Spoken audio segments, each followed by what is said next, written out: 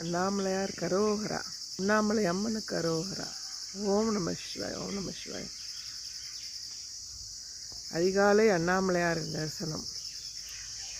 நினைத்த மாற்றத்திலேயே உங்களுக்கு முக்தி தரக்கூடிய அண்ணாமலையாரை அதிகாலையில் தரிசனம் செய்வோம். எங்கே பார்த்தாலும் பார்த்திங்கன்னா நிறைய ஒரு சோதனைகள். கேரளாவில் பார்த்திங்கன்னா வெள்ளம், எவ்வளவோ மக்கள் இறந்து போயிருக்காங்க.